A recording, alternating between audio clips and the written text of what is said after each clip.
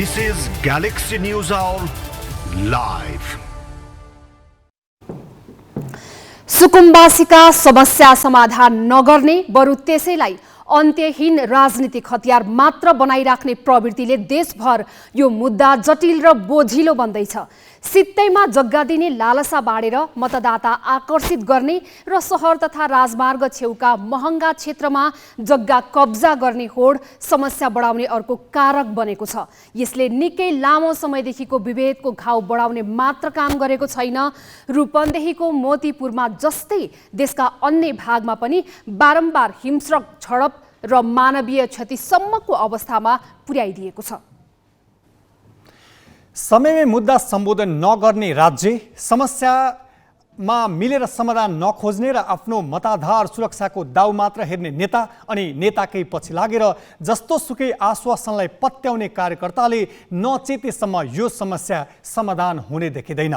Galaxy news आवरमा आज हामी मोतीपुर घटनाले बजाएको खतराको घन्टी र भूमिहीनका नाममा फैलिएको संवेदनहीन राजनीतिमा केन्द्रित हुनेछौँ। भारतको नयाँ दिल्लीलाई समेत बिर्स्याउने गरी काठमाडौँ महानगरले पार्किङका नाममा असुलिरहेको चर्को शुल्क सम्बन्धी बहस पनि हामी गर्नेछौँ। यस्तै कोरोना महामारी नै बिर्साउने गरी बजारमा देखिएको भिडभाड र दशैँसँग सम्बन्धित सामग्री पनि हामीसँग हुनेछ।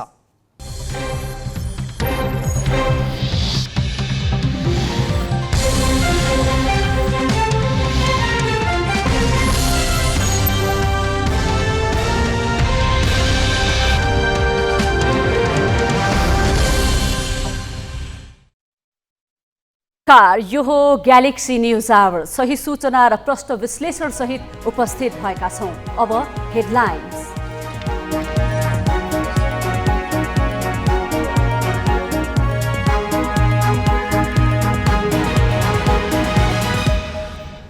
सुकुम्बासी मुद्दा राजनीतिक स्वार्थमा मात्र प्रयोग हुँदा समस्या झन जटिल। 10 वटा आयोग बनाएर 1.5 लाख परिवारलाई जग्गा बाँड्दा पनि अवस्था उस्तै। काठमाडौँ महानगरमा सवारी पार्किङका नाममा चर्को असुली, भारतको नयाँ दिल्ली भन्दा 10 गुणासम्म बढी शुल्क।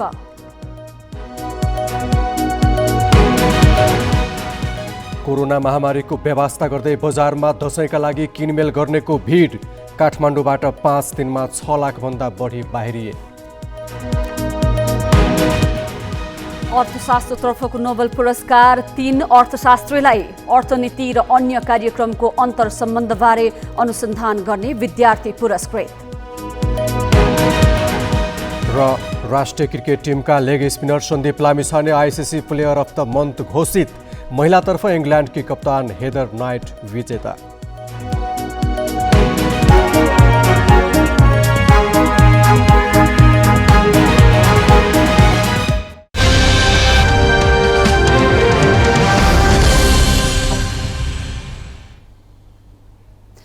रूपन्देहीको मोतीपुर औद्योगिक क्षेत्रको अतिक्रमण हटाउने क्रममा आइतबार भएको झडपमा 4 जनाको ज्यान गयो, 40 जना घाइते छन्। स्थिति अझै सामान्य बन्न सकेको छैन। बढ्दै गएको सुकुम्बासी समस्या समयमै समाधान गर्न नसक्दा मानवीय क्षतिसम्मको अवस्था आएको हो।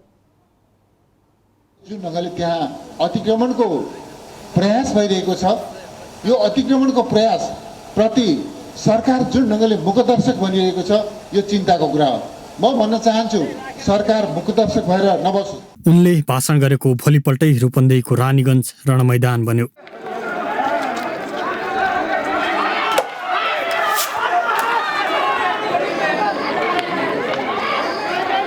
स्थानीयको घरका सिसा फुटे, कतिपयका पर्खाल भत्किए, घरका छाना पाल परे।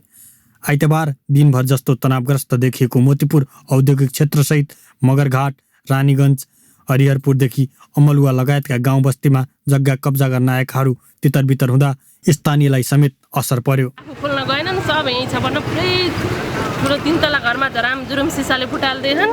अनि पछि तिनीहरूलाई चाबी दिँदा गएन, पछि तिनीहरू त्यस्तो खास त्यो पुलिस हेर्न नआएका रहेछन्। गएर भित्र घर खोलेर कपडाहरू टकटकाइराखन् के तिनीहरू। हामी आफैलाई पनि सब हामी यहाँ त्यस्तो हामीले यो सुरक्षित भयो जस्तो हामी आफू सुरक्षित भएनौँ। अब हामी यहाँ बस्दा हामी यहाँको व्यापारी हामी यत्रो ऋण खोजेर अब केही गरौँला दसैँमा बेचौँला भन्ने कुरो आश थियो। तिनीहरूले गर्दा हामीले पनि कति सामान हाम्रो खाट भाँच्यो, यहाँ कति सामानहरू जलाइदिए हाम्रा। यहाँ त यिनी केटाकेटीहरू धन्दै बेहोस भथे, यहाँ पुरा भित्र धुवाँ फाल्देर पुरै नगर्नु कस्तो भयो। सोमबार भने मोतीपुर क्षेत्रमा पर्ने रानीगञ्ज बजारका सटर बिस्तारै उघारिन लागेका छन्। बुटोल उपमहानगरपालिकाको वडा नम्बर 17 र 18 मा पर्ने झण्डै 1000 बिघा जमिन खाली छ। सरकारले 2072 चैत 1 गते बुटोल उपमहानगरपालिका, तिलोत्तमा नगरपालिका र शुद्धोधन गाउँपालिकालाई 4 किल्ला तोकेर 813 बिघामा मोतीपुर औद्योगिक क्षेत्र घोषणा गरेको थियो। मोतीपुर औद्योगिक क्षेत्रका लागि औद्योगिक क्षेत्र व्यवस्थापन लिमिटेडले 813 बिघाको जग्गाधनी पूर्जा पनि प्राप्त गरिसकेको छ। तर विगतमा पनि यस्तै खाली जग्गा ओगर्दै सुकुम्बासी क्षेत्रमा बस्ती बसाल्न दिने स्थानीय सरकारको व्यवस्थाका कारण सो खाली क्षेत्र पनि सुकुम्बासी र जग्गा पाउने आशमा अरू पनि आउन थाले। प्रशासनले सो क्षेत्रमा नबस्न पटक पटक आग्रह गरिरह्यो, तर अटेरी गर्दै दिन 2 गुणा रात 4 गुणा सुकुम्बासी बढ्न थालेपछि प्रहरीले आइतबार बल प्रयोग गर्यो। यहाँ पटक पटक सानातिना झडप हुँदै आएका छन्। औद्योगिक क्षेत्रमा भएको झडपका मृतक र घाइतेको ठेगानाबाट नै थाहा हुन्छ उनीहरू स्थानीय होइनन्। गोली लागेर आइतबार एकै दिन 4 जनाको ज्यान गयो भने 40 जना घाइते भए। विभिन्न घटनामा गरी अहिलेसम्म 74 भन्दा धेरै घाइते भएका छन्। अहिले यस क्षेत्रमा कर्फ्यू लगाइएको छ भने ठूलो संख्यामा सुरक्षाकर्मी परिचालित छन्। औद्योगिक क्षेत्रमा अहिले विगतमा जग्गा कुर्न आएकाहरू कोही देखिँदैनन्। हिजोको झडप र नजिकिदो चाडपर्वका कारण पनि प्रदर्शनकारीहरू नआएका हुन सक्छन्। तर सधैँ अतिक्रमणको प्रयास भइरहेको औद्योगिक क्षेत्र पुनः अतिक्रमणकारी आउन सक्ने भन्दै प्रशासनले 24 घण्टा सो क्षेत्रमा प्रहरी परिचालन गरिरहेको छ। शिवडुम्रे, ग्यालेक्सी फोके, रानीगञ्ज, रूपन्देही। मोतीपुरमा मात्र होइन, भूमिहीनको समस्या देशभर जटिल बन्दै गएको छ। मुलुकमा हाल कति भूमिहीन सुकुम्बासी र अव्यवस्थित बसोबासी छन् भन्ने एकिन तथ्याङ्क त राज्यसँग छैन, तर भूमिहीन र अव्यवस्थित बसोबासीका लागि 2046 यता 10 वटा आयोगमा 15 जनाले नेतृत्व गरे। करिब 1.5 लाख परिवारलाई जग्गा पनि बाँडियो। यसले भूमिहीनको समस्या समाधान हुनुको सट्टा झन जक्डिँदै गयो। राजनीतिक नेतृत्वले उनीहरूलाई भोट ब्याङ्कका रूपमा मात्रै प्रयोग गर्ने र सुकुम्बासीका नाममा अरू पहुँचवालाले जग्गा ओगट्न खोज्दा पनि समस्या समाधान हुनुको साटो बल्झिँदै गएको हो। राजनीतिक नेतृत्वले भूमिहीनलाई भोट बैंकका रूपमा प्रयोग गर्दाको नतिजा हो रूपन्देहीको मोतीपुर घटना।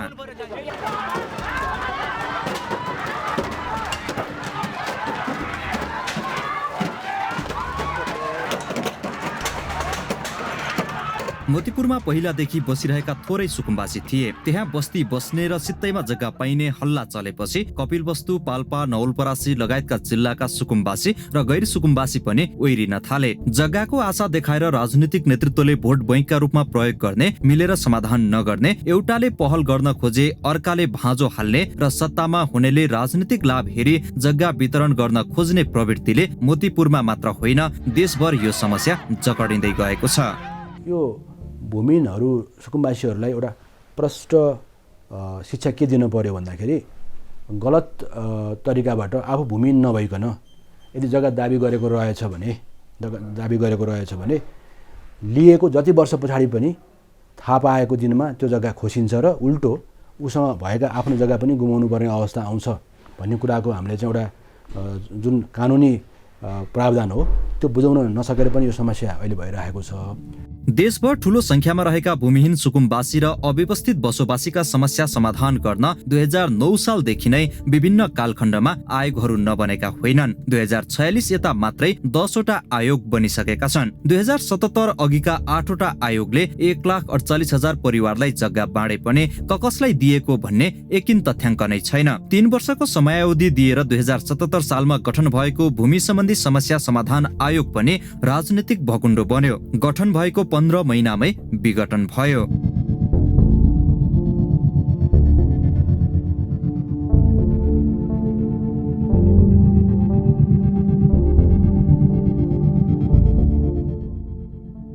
हरेक नयाँ सरकारले आफू अनुकूल आयोग बनाउन खोज्ने प्रवृत्तिले पनि समस्या ज्यूका त्यौं रहेको देखिन्छ। अघिल्लो आयोगले राजनीतिक आग्रहमा काम गर्न सक्ने आशंकाका आधारमा नयाँ सरकारले अर्को आयोग बनाएपछि फेरि अध्ययनमै समय जाने भएको छ। सुकुम्बासी समस्याको सबभन्दा ठुलो विज्ञ भनेको त सुकुम्बासी हुन्छ, किसानहरू हुन्छ। तिनीहरूलाई सधैँ बहिष्करण गरेर बाहिरी मान्छेहरू मात्रै भर्ती गर्ने काम भयो, त्यसैले तिनीहरूले रिजल्ट दिन सकेनन्। यसपटक हामी त्यस्तो गर्दैनौँ। किसानसँग जोडिएका, सुकुम्बासीसँग जोडिएका वा त्यो क्षेत्र बुझेका मानिसहरू व्यापक रूपमा माथिदेखि तलसम्म आउनुहुनेछ। भूमि समस्या समाधानमा राज्य र राजनैतिक दल संवेदनशील नबन्ने हो भने मोतीपुरमा मात्र होइन, देशका अन्य भागमा पनि न विकासका काम अघि बढाउन सकिनेछ, न त आवास विहीनताको अवस्था अन्त्य हुनेछ।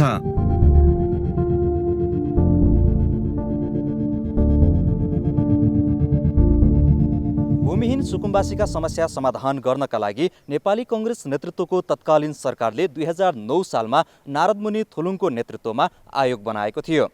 त्यसयताका 7 दशक बितिसक्दा पनि भूमिहीन सुकुम्बासीका समस्या अझै जिउका त्यौं छन्। उनीहरूका समस्या समाधान गर्न राज्यले जति सक्दो चाँडो पहल गर्नुपर्छ। क्यामेरामा रविन्द्र श्रेष्ठका साथ बासु खड्का, सिंहदरबार, काठमाडौँ। बुटोल उपमहानगरपालिका 17 र 18 स्थित मोतीपुर औद्योगिक क्षेत्रमा जग्गा कब्जा गर्ने समूह र प्रहरी बीच भएको आइतबारको झडपपछि अझै अवस्था सामान्य हुन सकेको छैन।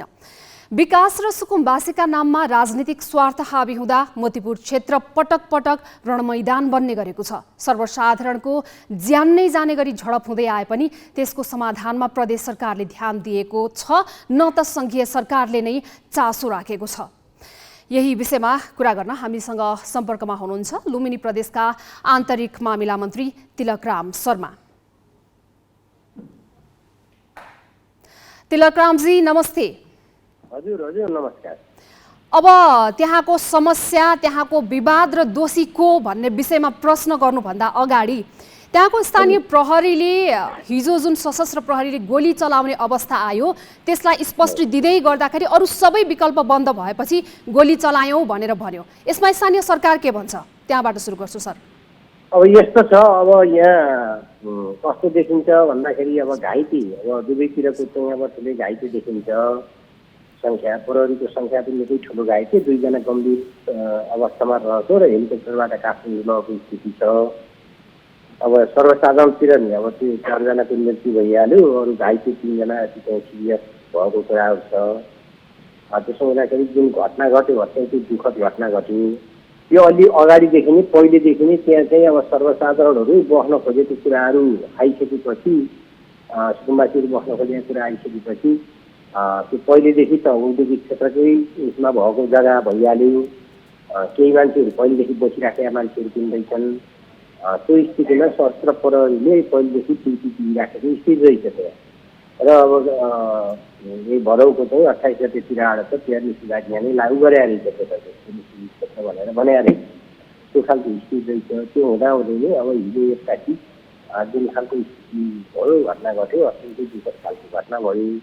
त्यही भएर हामीले अब सबै पक्षहरू आजको सुरक्षाकै बैठक बसेर के गऱ्यौँ भने कमसेकम अब यस्तो चाहिँ दुःखद जो घटना घट्यो यसप्रति दुःख पनि व्यक्त गर्ने र त्यसपछि गएर चाहिँ अब मृतकहरूलाई तत्काल एउटा राहत स्वरूप 1 लाख रुपियाँ उपलब्ध गराउने भन्ने पनि र यो घटनालाई अब सामना गर्नको लागि चाहिँ अब उत्तेजित हुन नदिनको लागि राजनीतिक दलहरूसँग त्यहाँ स्थानीय राजनीतिक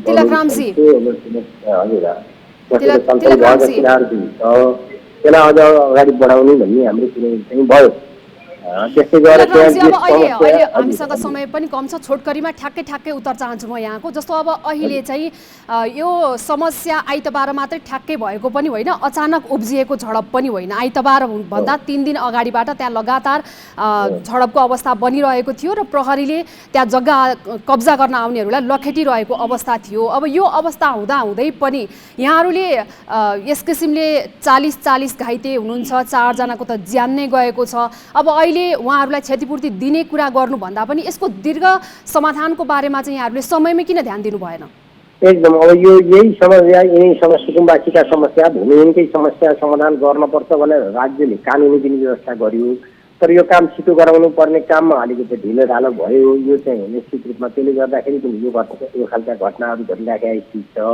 त्यही भएर आज हामी यही विषयलाई नै ख्याल गरेर एउटा अध्ययन कार्यदल बनाउने भनेर भनेका छौँ। जिल्ला प्रशासनको चाहिँ नेतृत्वमा जिल्ला प्रशासन कार्यालयको चाहिँ प्रतिनिधि, नापी शाखाको प्रतिनिधि लगायत चाहिँ त्यो औद्योगिक क्षेत्रको प्रतिनिधि, त्यो आन्दोलनकारीहरू मध्ये पनि उनीहरूको चाहिँ अब प्रतिनिधि, त्यसपछि गएर स्थानीय समुदायको प्रतिनिधि सहितको संलग्नसँग एउटा कार्यदल बनाउनु र त्यो जग्गाको प्रकृति के हो, के गर्दाखेरि समस्या हल गर्न सकिन्छ, सिक्किममा पहिलेदेखि बस्दै आएका मान्छेहरूको चाहिँ समस्या के हो।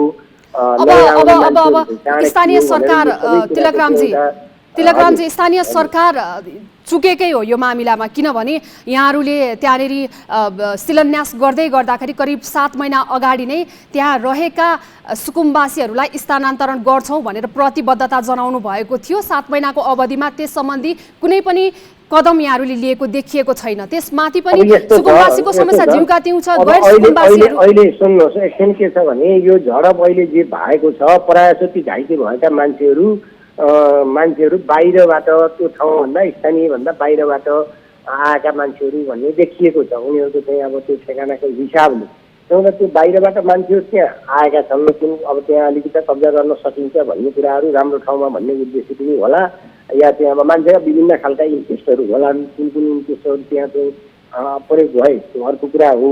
त्यसो हुँदाखेरि स्थानीय समुदायको कुरा त स्थानीय मान्छेहरू जो हिजोदेखि बसिराखेका थिए 2-2.5 जति घर हुन्, उनीहरूले लिएको क्षेत्र कति हो त्यसको पनि एउटा अध्ययन गर्ने। सुन्नुस् न, अब स्थानीय सरकार त निरीह कहाँनेरि देखिएको छ भने सुकुम्बासीको समस्या त यहाँहरूले टुङ्ग्याउनु भएन, तर गैर सुकुम्बासीहरू बिहानदेखि झिसमिसेदेखि साँझसम्म आएर त्यहाँ जग्गा अधिग्रहण गर्नको लागि लाइन लागेर बस्नु भएको छ। 1 जना 2 जना होइन, गाउँकै गाडीका गाडी मानिस आएर त्यहाँ बस्ने गर्नुभएको रहेछ।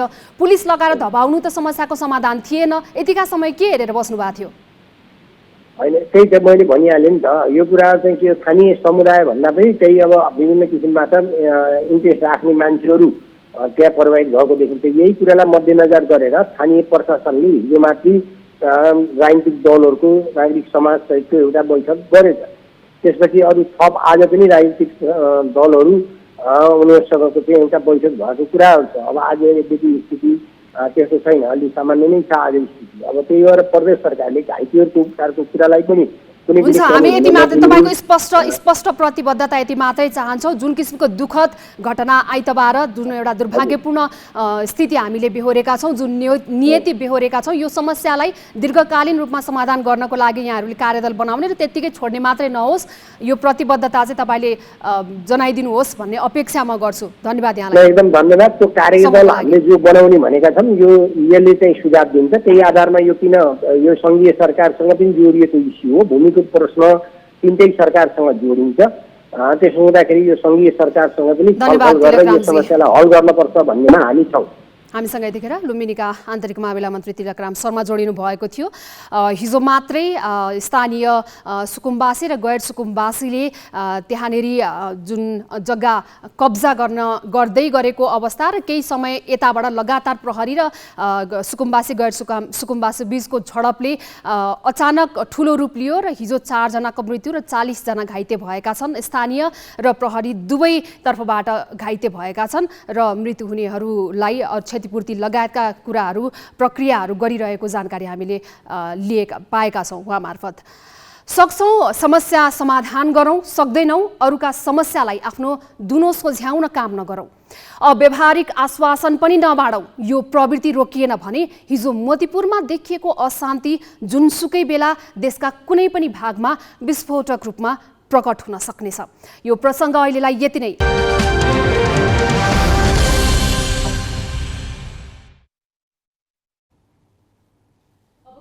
संक्षेपमा, रूपन्देहीको मोतीपुरमा हिजो प्रहरीको गोली लागेर मृत्यु भएका 4 जनाको परिवारलाई लुम्बिनी प्रदेश सरकारले जनही 1 लाख रुपैयाँ राहत दिने भएको छ। प्रदेश सरकारले आज मृतकका परिवारलाई राहत दिने घोषणा गरेको हो। मोतीपुर औद्योगिक क्षेत्रमा प्रहरीले चलाएको गोली लागेर हिजो 4 जनाको मृत्यु भएको थियो।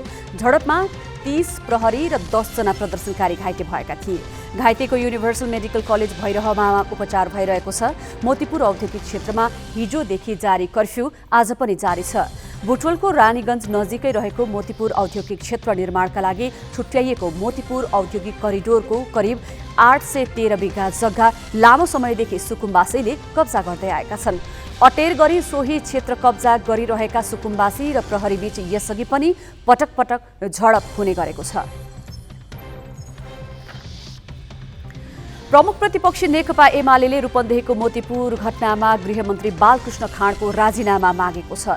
राष्ट्रिय सभाको आजको बैठक सुरु हुन साथ एमालेका मुख्य सचेतक खिमलाल भट्टराईले समय लिएर बोल्दै सुकुम्बासीमाथि गोली प्रहार गरेको घटनामा गृहमन्त्री मुख्य दोषी रहेको आरोप लगाए। मोतीपुरमा जग्गा कब्जा गर्न खोज्नेमाथि प्रहरीले गोली चलाउँदा हिजो 4 जनाको मृत्यु भएको थियो। एमालेका मुख्य सचेतक भट्टराईले घटनालाई सरकारको गम्भीर गल्तीको उपज भन्दै गृहमन्त्री कुन नैतिकताले पदमा बस्न मिल्छ भनेर प्रश्न गरे।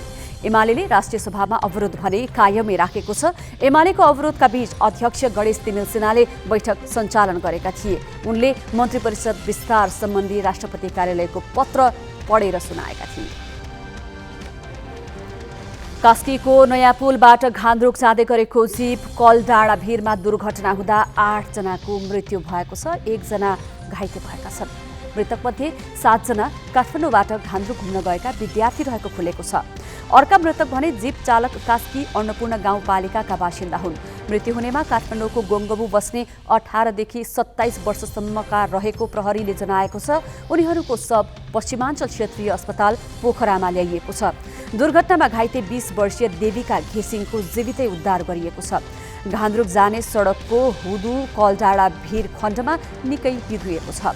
उकालो सडकमा रहेको घुम्ती कटाउन लाग्दा जीप पछि हटेर दुर्घटना भएको प्रारम्भिक अनुसन्धानबाट खुलेको घटनास्थल पुगेका प्रहरीले बताएका छन्। सभामुख अग्निप्रसाद सापकोटाले नियमित अवरोधले संसदप्रति जनतामा गलत सन्देश जान सक्नेतर्फ प्रमुख प्रतिपक्षी दल नेकपा एमालेलाई सचेत गराएका छन्। प्रतिनिधि सभाको आज बसेको बैठकमा पनि एमाले बेल घेराउ गरी नाराबाजीलाई निरन्तरता दिएपछि सभामुख सापकोटाले अवरोधले जनसरकारका विषयमा छलफल हुन नपाएको भन्दै यसतर्फ संवेदनशील हुन एमालेको ध्यानाकर्षण गराए। एमाले भदौ 23 देखि संसद बैठकमा अवरोध गर्दै आएको छ। सभामुखको आग्रहलाई एमाले सांसदले वास्ता गरेनन्। उनीहरूको नाराबाजीकै बीच प्रधानमन्त्रीका तर्फबाट कानुन मन्त्री दिलेन्द्र बडुले मधेसी आयोगको प्रतिवेदन पेश गरे। बैठकले रेलवे विधेयक फिर्ता लिन भौतिक पूर्वाधार मन्त्री रेणु कुमारी यादवले राखेको प्रस्ताव बहुमतले स्वीकृत गरेको छ। प्रतिनिधि सभाको बैठक कार्तिक 9 गतेसम्मका लागि स्थगित गरिएको छ। गण्डकी प्रदेशका नवनियुक्त मन्त्री डोबाटे विश्वकर्माले शपथ लिएका छन्। मन्त्री विश्वकर्मालाई आज गण्डकी प्रदेशका प्रमुख पृथ्वीमान गुरुङले पद तथा गोपनीयताको शपथ गराएका हुन्। गण्डकी प्रदेशका मुख्यमन्त्री कृष्णचन्द्र नेपालीले डोबाटेलाई बिना विभागीय मन्त्री नियुक्त गरेका हुन्। शपथ लगतै उनले मुख्यमन्त्रीको कार्यालयमा पदभार ग्रहण गरेका छन्। उनलाई यसअघि साउन 2रो साता नै मन्त्री बनाउने पक्की भएको थियो। मुख्यमन्त्री नेपालीले मन्त्रीको शपथ लिन बोलाइसकेको अवस्थामा अन्तिममा डोबाटेको साटो व्यवसायी पृष्ठभूमिका सांसद बिन्दु कुमार थापालाई शपथ खुवाइएको थियो। त्यसको चर्को विरोध भएको थियो। प्रधानमन्त्री एवं नेपाली काङ्ग्रेसका सभापति शेरबहादुर देउवासँग भेट पाएको भोलिपल्टै आज डोबाटे मन्त्री बनेका हुन्। गण्डकीलाई साक्षर प्रदेश घोषणाका लागि आइतबार पोखरा पुगेका देउवालाई भेटेर डोबाटेलाई तपाईँको आशीर्वाद चाहियो भनेका थिए। नेपाल राष्ट्र ब्याङ्कले कर्जा असुलीका लागि सार्वजनिक सूचना प्रकाशनमा कडाई गरेको छ। राष्ट्र ब्याङ्कले आज एकीकृत निर्देशिका जारी गरी ब्याङ्क तथा वित्तीय संस्थाले कर्जा नउठेको 6 महिनापछि मात्रै असुलीका लागि सार्वजनिक सूचना निकाल्न पाउने व्यवस्था गरेको हो। 1 वर्षभन्दा बढी अवधिका लागि प्रवाह भएको कर्जा असुली तथा धितो लिलामीको कारबाही सुरु गर्नुअघि कर्जाले भाखा नाघेको कम्तीमा 6 महिना व्यतीत भएको हुनुपर्ने व्यवस्था निर्देशिकामा गरिएको छ। यसअघि कर्जा असुली र धितो लिलामीमा ब्याङ्कको मनोमानी थियो। राष्ट्र ब्याङ्कले आधार दरभन्दा तल कुनै पनि प्रकारको कर्जा नदिन पनि निर्देशन दिएको छ। यसअघि विपन्न वर्गमा जाने कर्जा आधार दरभन्दा तल दिन पाइने व्यवस्था थियो। कफी, सुन्तला, चिया जस्ता कृषि उत्पादनमूलक व्यवसायका लागि परियोजना धितोमा प्रवाह गरिने कर्जाको आकार 15 लाखबाट 5 करोड रुपियाँ पुर्याइएको छ। ठुला ऋणीको कर्जा विवरण पेश गर्ने अवधि 15 दिनबाट 7 दिनमा झारिएको छ। शेयर बजारमा आज 23 अङ्कको गिरावट आएको छ। निप्से परिसूचक 2639 अङ्कमा कायम भएको छ। लगानी र सामूहिक लगानी कोष बाहेकका बाँकी 11 समूहले परिसूचक घटाएका हुन्। व्यापार र अन्य समूहको परिसूचक 2% भन्दा धेरैले घटेको छ। वित्त, विकास ब्याङ्क, लघु वित्त र जलविद्युत समूहको परिसूचक 1% भन्दा धेरैले घटेको छ। लगानी समूहको परिसूचक भने 1% भन्दा धेरैले बढेको छ। आज 142 कम्पनीका लगानीकर्ताले गुमाएका छन् भने 33 कम्पनीका लगानीकर्ताले गुमाएका छन्। आज 3 अर्ब 63 करोड 94 लाख रुपियाँको कारोबार भएको छ। सेवा सुविधातिर ध्यान नदिने तर उपभोक्तालाई निचोर्ने प्रवृत्ति कहाँ छैन र? व्यापारीको सिन्डिकेट र एकाधिकार भएको क्षेत्र त छँदैछ। सरकारले दिनुपर्ने सेवामा समेत उपभोक्ताको ढाड सेक्ने काम भइरहेको छ। 3 तहका सरकार मध्येको एक काठमाडौँ महानगरपालिकाले उपभोक्ताको ढाड कसरी सेकिरहेको छ? यो प्रसङ्ग नवराज पाण्डेबाट। देशकै राजधानी हो काठमाडौँ। काठमाडौँ उपत्यकाभित्रका सहर सुविधा सम्पन्न मानिन्छन्, तर यहाँ भोग्नुपर्ने समस्याको सूची भने निकै लामो छ। तिनै समस्या मध्येको एक अनि स्थायी समस्या हो सवारी पार्किङ। खोजी खोजी पार्किङ गर्नुपर्ने समस्या नयाँ होइन। मुस्किलले पार्किङ गर्न पाइने स्थान लिइने शुल्कले भने उपभोक्तालाई आर्थिक रूपमा निचोरिरहेको छ। यसरी लिइने शुल्क ललितपुर भन्दा काठमाडौँ महानगरमा झन् 3 गुणा बढी छ। व्यक्तिगत कामले न्यू रोड पुगेकी सविता तामाङले विशाल बजार स्थित पार्किङमा स्कुटर पार्क गरिन्। उनले पार्किङ बापतको 40 रुपैयाँ शुल्क तिरिन्। मोटरसाइकल स्कुटर पार्किङ गरे बापत प्रति घण्टा 25 रुपैयाँ शुल्क निर्धारण गरिएको छ। तर पार्किङ व्यवस्थापनमा खटाइएका प्रतिनिधिले 1 घण्टा पनि नहुँदै सवितासँग 40 रुपैयाँ लिए। पैसा लिए बापतको रसिद भने माग्दा पनि दिइएन। अहिले मलाई 40 रुपियाँ भयो भने लिएर जानुभयो होइन। अनि पछि यसो टाइम हेरेको 1 घन्टा नि भएको रहेनछ के। मैले 2 एकाउन्टमा राखेर रहेछ होइन। अहिले कस्तो भने 3:45 भयो नि त भर्खर। अनि 40 रुपियाँ लिएर जानुभयो। कामले दरबार मार्ग पुगेकी मुना पौडेलले स्कुटर पार्क गरिन्। पार्किङ व्यवस्थापनका कर्मचारीले उनीबाट पनि बढी शुल्क लिने प्रयास गरे। मैले आएर पहिला सुरुमा उहाँले मलाई 25 रुपियाँ भन्नुभयो। अनि मैले कति टाइम भयो भनेर सोद्धाखेरि उहाँले एक्ज्याक्ट टाइम दिन सक्नु भएन।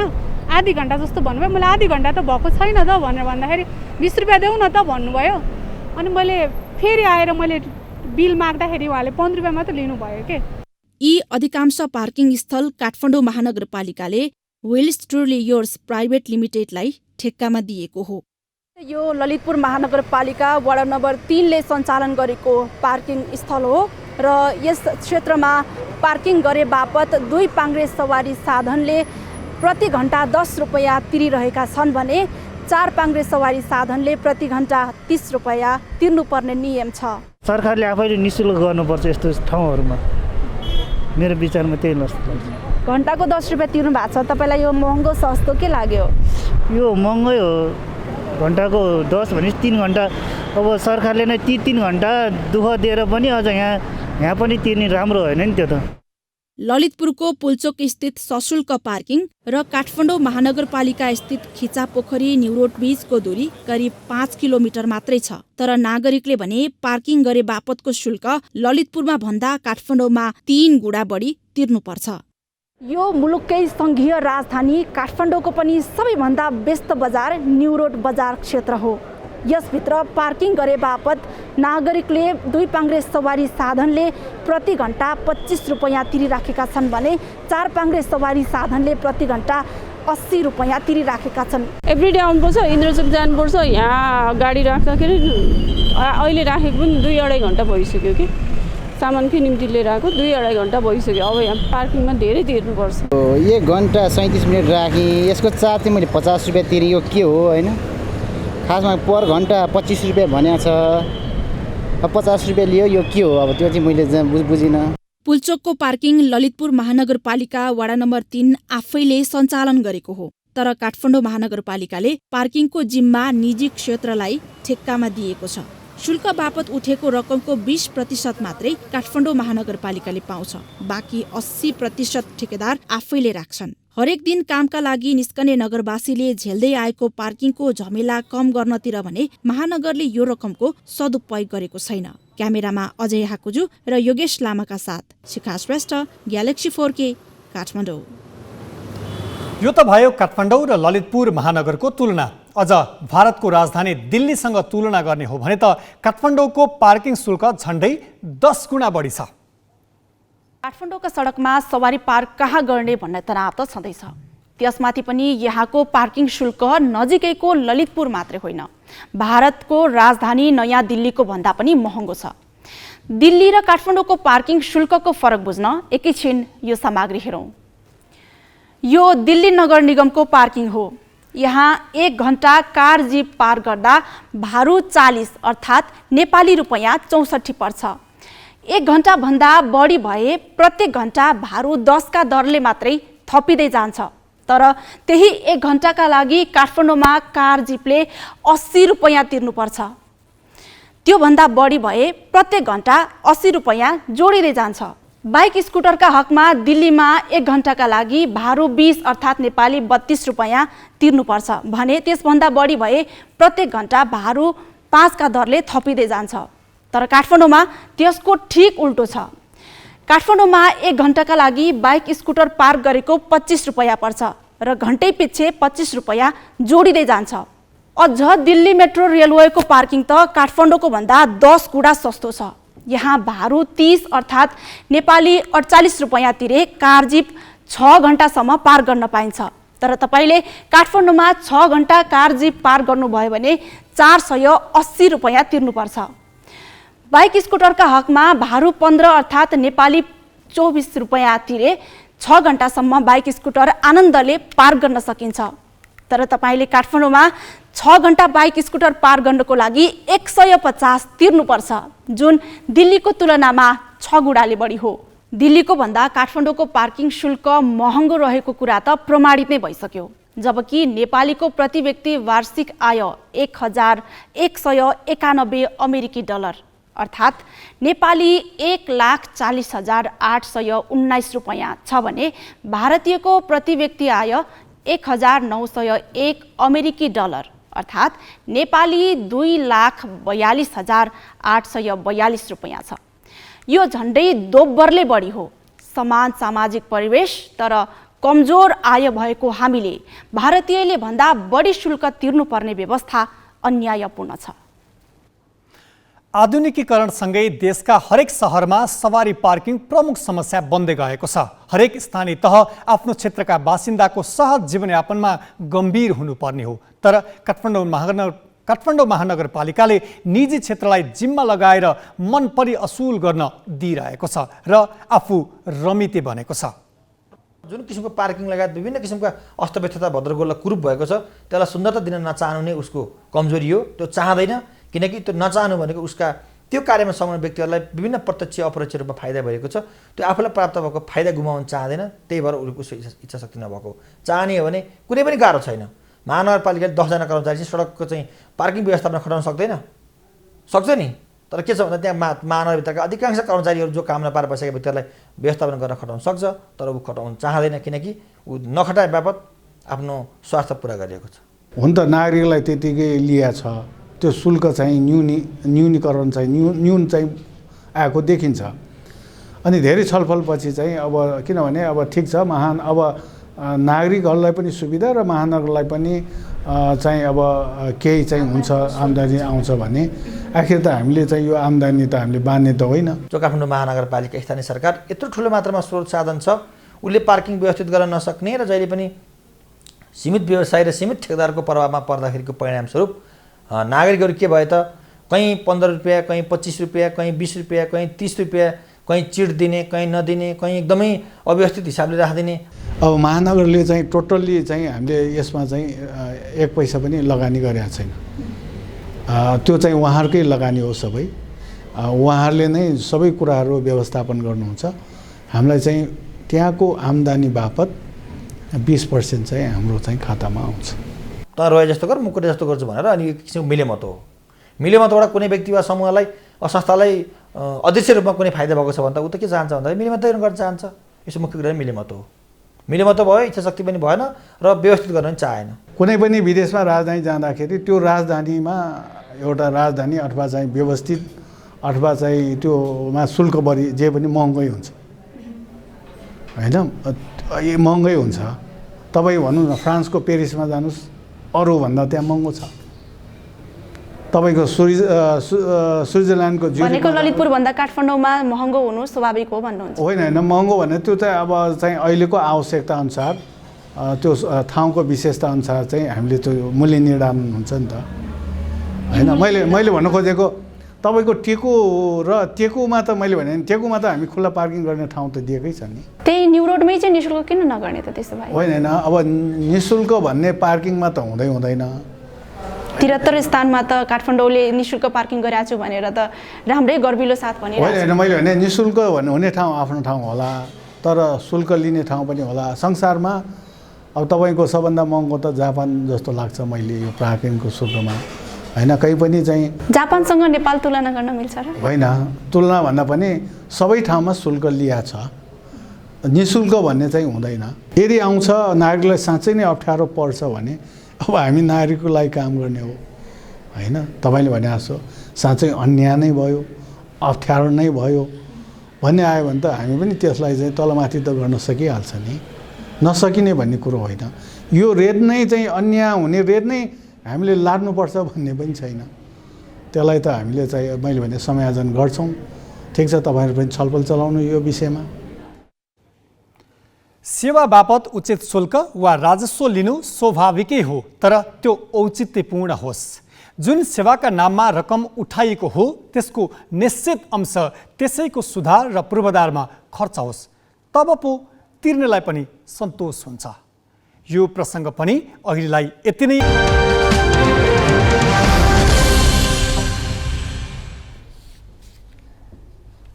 अब केही न्युज संक्षेपमा। विजया दशमीको 5औं दिन आज स्कन्द माताको पूजा आराधना गरी मनाइएको छ। स्कन्द माता कमल ओछ्याएर बस्ने भएकाले यी देवीलाई पद्मासना देवी पनि भन्ने गरिन्छ। स्कन्द माताको पूजा गर्ने भक्तजन अलौकिक तेज र कान्तिले सुसम्पन्न हुने धार्मिक विश्वास छ। यही विश्वासका कारण देशभर देवीका मन्दिर र शक्तिपीठमा आज पनि एका बिहानैदेखि भक्तजनको घुइँचो लाग्यो। दशैंको पहिलो दिन घटस्थापना गरेसँगै नवदुर्गाका 9वटा रूपहरूको पूजा गर्ने धार्मिक परम्परा रहिआएको छ। नवरात्रको 9 दिनमा पहिलो दिन शैलपुत्री, दोस्रो दिन ब्रह्मचारिणी, तेस्रो दिन चन्द्रघण्टा, चौथो दिन कुष्माण्डा, 5औं दिन स्कन्दमाता, 6औं दिन कात्यायनी, 7औं दिन कालरात्रि, 8औं दिन महागौरी र 9औं दिन सिद्धिदात्रीको पूजा गर्ने धार्मिक परम्परा छ।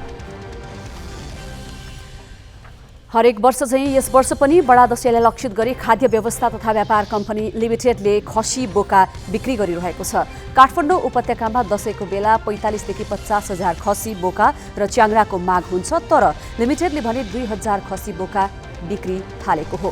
उपभोक्ताको सजिलोका लागि कम्पनीले असोज 23 गतेदेखि अष्टमीसम्म 3वटा काउन्टर मार्फत खसी बोका बिक्री गर्ने जनाएको छ।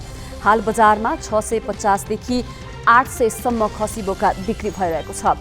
पशु चिकित्सकद्वारा परीक्षण गरिएका खसी बोकाको मूल्य 650 निर्धारण गरिएको छ। यो बजार मूल्यभन्दा 10 रुपैयाँ कम भएको कम्पनीकी प्रादेशिक प्रमुख ज्ञानु थापाले बताइन्। कम्पनीले महँगो र ढुवानी समस्याका कारण देखाउँदै च्याङ्रा भने बिक्री गरेको छैन। यस वर्ष उपभोक्ताले सहजै खसी बोका खरिद गर्न पाएको उनले बताइन्। सुपथ मूल्य र सहुलियत मूल्य भनेर आए पनि सोचेको जस्तो खासै सस्तो नभएको उपभोक्ताको गुनासो छ। मिथिला क्षेत्रका सहरदेखि गाउँसम्म झिझिया नाचको रौनक छाएको छ। देवीका शक्तिपीठहरूमा पूर्णतान्त्रिक विधि अनुसार नाचिने झिझिया नाचको मिथिलामा आफ्नै महत्त्व छ। बडा दशैंमा देवीको स्तुतिका रूपमा झिझिया नाच नाचिन्छ। झिझिया नाच मुख्य गरी धनुषाका साथै महोत्तरी, सिराहा, सर्लाही, बारा, पर्सा सहितका जिल्लामा नाच्ने गरिन्छ। टुनामुना र बोक्सीबाट आफ्ना सन्तान र समाजको सुरक्षाका लागि यो नाच नाचिने जनविश्वास छ। 8औं शताब्दीतिर झिझियाको सुरुवात भएको जानकारहरू बताउँछन्। काठमाडौँ महानगरपालिकाले सुविधा सम्पन्न प्रशासनिक भवन बनाउने भएको छ। महानगरले टेकुमा करिब 6 रोपनी क्षेत्रफलमा भवन बनाउने भएको हो। 8 तले भवनको आज महानगर प्रमुख विद्यासुन्दर साक्यले शिलान्यास गरेका छन्। 2074मा महानगर कार्यपालिकाको पहिलो बैठकले नै आफ्नो केन्द्रीय कार्यालय भवन बनाउने निर्णय गरेको थियो। निर्णयको 4 वर्षपछि बल्ल शिलान्यास गरिएको हो। महानगरका कार्यालय अहिले एकै ठाउँमा छैनन्। सेवाग्राहीले एकै ठाउँबाट सेवा लिन सकुन् भन्ने उद्देश्यले नयाँ भवन बनाउन लागि महानगरले जनाएको छ। 69 करोड 58 लाख रुपैयाँ लागतको भवन तयार हुन 2 वर्ष लाग्ने महानगरले जनाएको छ। 5% भन्दा बढी कोभिड संक्रमण दरलाई जोखिमपूर्ण मानिन्छ, तर हामी कहाँ अहिले पनि संक्रमण दर 10% हाराहारी छ। आज 7200 भन्दा बढीको PCR परीक्षण गर्दा 663 जनामा कोभिड देखियो। यस्तै कोभिडका 12 बिरामीको मृत्यु भयो। 400 भन्दा बढी आइसियु र भेन्टिलेटरमा उपचारमा छन्। मन्त्रालयले पनि जोखिम औल्याइरहेकै छ, तर काठमाडौँमा दशैं बजार हेर्दा लाग्छ कोभिड नियन्त्रणमा आइसक्यो। सामाजिक दूरीको नियम सबैले बिर्सिसकेका छन्। बजारमा पाइला राख्ने ठाउँ छैन, कतिपयले मास्क लगाउन छाडेका छन्। चिकित्सकहरू यो लापरवाहीलाई फेरि भयावह अवस्था निम्त्याउने गल्ती भन्छन्।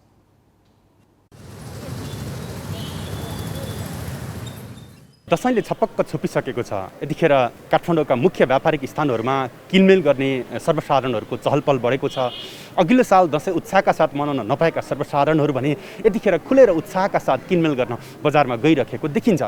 सरकारले अघिल्लो साल लकडाउन गरेको थियो। कोभिड विरुद्ध धेरै जनताहरूले खोप लगाइसक्न पाएका थिएनन्। सरकारले पनि कोभिडको विरुद्धको खोप ल्याउन सकेको थिएन। तर अहिले धेरै जनताहरूले कोभिड विरुद्धको खोप लगाएका छन् भने कोभिडको संक्रमणको दर केही न्यून भएको भन्दै सर्वसाधारणहरूलाई खुल्लमखुल्ला रूपमा यो पटकको बडा दशैं मनाउनका लागि सरकारले पनि लकडाउन खुल्ला गरेको छ। सर्वसाधारण त्यसका लागि उत्साहजनक रूपमा बजारमा किनमेल गर्न निस्किरहेका छन्। चाडपर्वमा अब सरकारले पनि अलिकति केही खुकुलो गरेको अवस्थामा र मान्छेको आवश्यकता अनुसार चाडपर्व मनाउनु पर्ने, घर परिवारलाई टाइम दिनुपर्ने, केही सामानहरू किनिदिनुपर्ने, सपिङहरू गरिदिनुपर्ने कारणले गर्दा मान्छेहरू यद्यपि मास्क लगाएकै भेटिन्छ। डर त लाग्छ, अब के गर्ने, यो बाध्यताले गर्दा आउनु परिहाल्यो। डर त छ नि। अब मलाई त खै अब यस्तो भिड देखेपछि त अब छैन जस्तो लाग्छ एक हिसाबले होइन। मान्छेहरू कोही डराएर हिँडेकै छैनन्, सबै आफ्नो उसमा हिँडेछन्। सचेत हुनुपर्छ। तर यो भिडभाडहरू देख्दाखेरि यो भिडभाडले कोरोना छैन कि भन्ने भान पनि भइरहेको छ। तर स्वास्थ्य क्षेत्रका जानकारहरू भने अझै पनि कोभिडको संक्रमण नघटेको हुँदा त्यसले हामीलाई यो भिडभाडले चाहिँ अझै जोखिम बढाउने पो हो कि भन्ने खालको त्रास पनि छ भनेर बताइरहनु भएको छ। अब कोभिड छैन भन्न मिल्दैन, जोखिम छैन भन्न पनि मिल्दैन। कारण किन भन्दाखेरि मैले तुलना गरेर हेर्दाखेरि जस्तो दोस्रो लहरको जुन उत्कर्ष थियो त्यो उत्कर्षबाट चाहिँ यो केही हदसम्म शिथिल भएकै हो। कुनै पनि लहर सधैँ उत्कर्षमा रहँदैन, यो स्वाभाविक पनि छ। यो बिचमा जुन खोप दिने जुन एउटा अभियान छ त्यसले निरन्तरता पाइरहेको अवस्था छ र बिचबिचमा चाहिँ सङ्क्रमित हुने जुन एउटा सङ्ख्या छ त्यो एउटा ठुलो छ जस्तो लाग्दछ। अब कतिपय लक्षण भयो भने मात्र टेस्ट गर्न आउँछ, नत्र होइन भने त उनीहरू त आउने कुरै भएन। एउटा कुरो अहिलेसम्म सङ्क्रमित हुन बाँकी भएका जो कोही पनि उनीहरू त्यसमा थप जोखिम भनेको चाहिँ अझ जसले भ्याक्सिन लाउन पाइरहेको छन् या कुरिरहेका छन् उनीहरू चाहिँ जोखिमै छन्। हामीले यो वर्ष दिनमा एकपल्ट आउने चाडपर्वलाई खुसीका साथ मनाउनका लागि उत्साहजनक रूपमा यो भएको भिडले फेरि भोलि कुनै ठुलो जोखिम ननिम्तियोस् भन्नका लागि हामीले सामाजिक दूरी कायम गरेर र त्यसै गरी मास्कको अनिवार्य प्रयोग गर्ने र सेनिटाइजरले पटक पटक हात सफा गरिरहने चाहिँ हामीले गर्नुपर्छ। तर सर्वसाधारणहरूको यो घुइँचो उत्साहजनक रूपमा देखिँदाखेरि सामाजिक दूरी कायम गरेर व्यापारिकहरूले र सर्वसाधारणहरूले समेत किनमेल गर्नका लागि चाहिँ यो सावधानी चाहिँ अपनाउनु भएको जस्तो देखिँदैन। हामीले स्वास्थ्य सतर्कता अपनाएर सामाजिक दूरी कायम गर्ने हो भने मात्रै हामीले स्वास्थ्य जोखिम कम गर्न सकिन्छ। तसर्थ दशैं धेरैका लागि खुसी र उत्साह बोक्ने पर्व बनोस्, दशा नबनोस्। क्यामेरा पर्सन अजय हाकाजुका साथमा मिलन बुढाथोकी, काठमाडौँ। दशैं अन्तर्गत भोलि फुलपातीदेखि सरकारी बिदा, जसका कारण दशैं मनाउन आफ्नो थात थलो फर्कनेको लर्को दिनदिनै बढिरहेको छ। तर हर्षोल्लासका साथ दशैं मनाउन फर्कनेहरूले मुख्य नाकामै शास्ति झेल्नु परिरहेको छ। ट्राफिक जामको समस्या यसपालि पनि दोहोरिएको छ। दशैंको मुख्य दिन नजिकैसँगै यात्रुको ओहोर दोहोर बढेको छ। महानगरीय प्रहरी प्रभाग थानकोटका अनुसार मुख्य नाका नागढुङ्गाबाट आज 2 पाङ्ग्रे बाहेकका सवारी साधनमा 50,000 भन्दा बढी यात्रु बाहिरिएका छन्। यो सङ्ख्या घटस्थापनाको दिनमा 30,000 थियो। आज दुई पाङ्ग्रे बाहेकका 4,500 सवारी साधन बाहिरिएका छन्। उपत्यकाबाट सडक मार्ग हुँदै बाहिरिने अन्य नाकामा पनि सवारी साधनको उस्तै चाप छ। अग्रिम टिकट बुकिङ गरेकाहरू घटस्थापनादेखि बाहिरिन थालेका थिए। घटस्थापनाको 5 दिनमा 6 लाखभन्दा बढीले उपत्यका छाडेका छन्। यो सङ्ख्या सामान्य अवस्थाको दशैंको भन्दा भने निकै कम हो। यसपालि कोभिडले उपत्यकाका शिक्षण संस्थामा भौतिक उपस्थितिमा पढाइ नहुँदा विद्यार्थीहरू पहिले नै बाहिरिसकेकाले पनि सङ्ख्यामा कम भएको हो। हजुर, अलिकति यो सवारीको अब यो दसैँको टाइममा सवारीको चाप हुनु अब यो त नर्मली कुरा भइहाल्यो। अनि विशेष गरी अब यो तलतिर भयो, यो सिङ्गल लेन बाटोहरू भयो, यो टर्निङ पोइन्टहरूमा अहिले ठुल्ठुलो मालवाहक गाडीहरू आउने कारणले पनि यो यस्तो दसैँको अवस्थामा चाहिँ यो सवारी चाप चाहिँ अलि बढी नै देखिन्छ। यसको लागि अब लङ टर्मको लागि अहिले हाम्रो सुरुङ मार्ग नि बन्दैछ। कोभिडका कारण गत वर्ष धेरैले थाथलो नगई आफू रहेकै ठाउँमा दशैं मनाएका थिए। उपत्यकाबाट पनि 4 लाखभन्दा बढी बाहिरिएका थिएनन्। यसपालि कोभिड विरुद्धको खोपको उपलब्धताले थाथलो फर्कनेहरू बढेका छन्। अष्टमीसम्मका लागि अग्रिम टिकट बुकिङ भएकाले त्यो दिनसम्म करिब 10 लाख यात्रुले उपत्यका छाड्ने यातायात व्यवसायीको अनुमान छ। सामान्य अवस्थाको दशैंभन्दा यात्रुको ओहोरदोहोर कम भए पनि शास्ति भने उस्तै छ। 9 बिसेसम्म सवारी साधनको लाइन लागेकाले यात्रुले नागढुङ्गा नाकामा 7 घण्टा बढी जाम सहनु परेको छ। एउटा यो कोरोना महामारीको भनौँ न अवस्था यो छ, त्यही पनि तपाईँको विभिन्न किसिमको भनौँ हुल भिड गरेर मान्छेहरूलाई गाडीमा राखेर अनि त्यसरी भनौँ न तनाव दिने अब नेपाल सरकारले नै भनौँ अब तपाईँको सवारी साधन चाहिँ नेपाल सरकारले थप दिइदिएको भइदिएको भए। साना घुम्ती र मालवाहक ट्रकमा समस्या आउँदा ट्राफिक जामको समस्या यसपालि पनि दोहोरिएको हो। सडकमा ट्राफिक जामको समस्याले भाडा महँगो परे पनि उडान मार्फत पनि यात्रुहरू ठूलो सङ्ख्यामा बाहिरिएका छन्। क्यामेरामा सुशील बास्कोटाका साथ अक्षर काका, ग्यालेक्सी फोके, नागढुङ्गा, काठमाडौँ। नेपाल चिया विकास निगम लिमिटेड मातहत रहेका इलाम र झापाका 7वटा चिया बगान निजीकरणसँगै ध्वस्त भएका छन्। सरकारले त्रिवेणी साङ्घाई समूहलाई जिम्मा लगाएसँगै सरकारी स्वामित्वमा रहेको इलाम र झापाका 7वटा बगानको दुर्दशा सुरु भएको हो।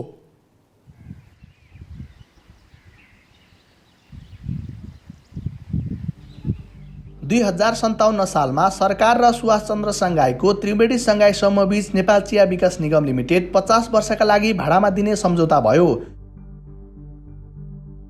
सम्झौता अनुसार इलाम र झापाका 7वटा बगान र उद्योगको 65% हिस्सासहित व्यवस्थापनको जिम्मा साङ्घाई समूहले पायो।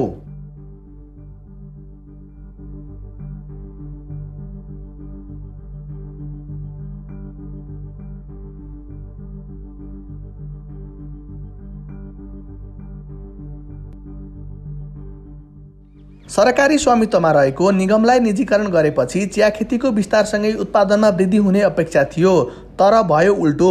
निजीकरणसँगै निगमको अवस्था झन खस्किँदै गएको छ।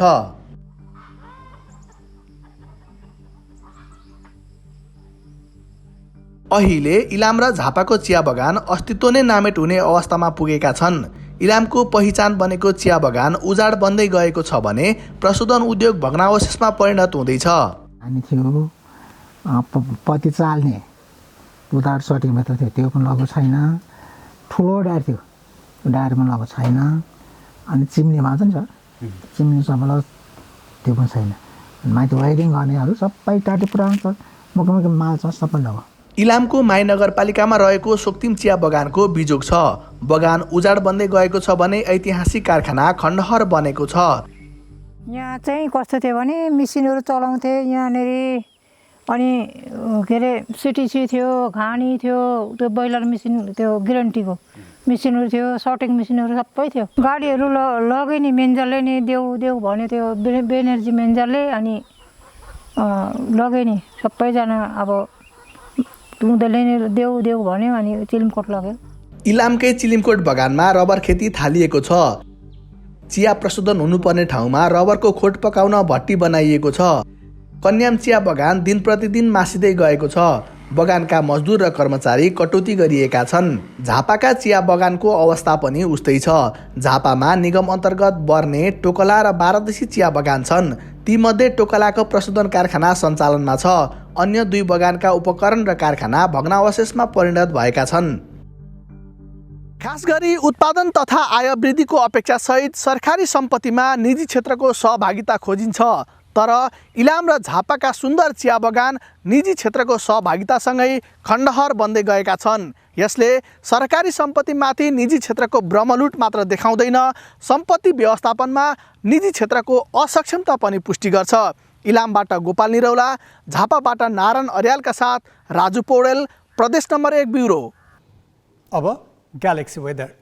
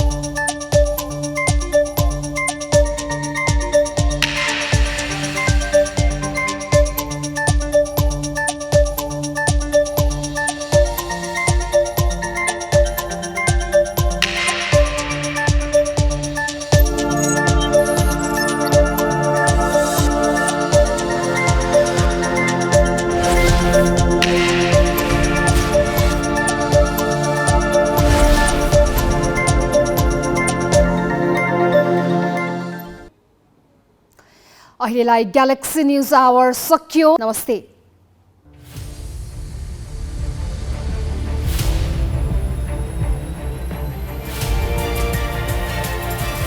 This is Galaxy News Hour Live.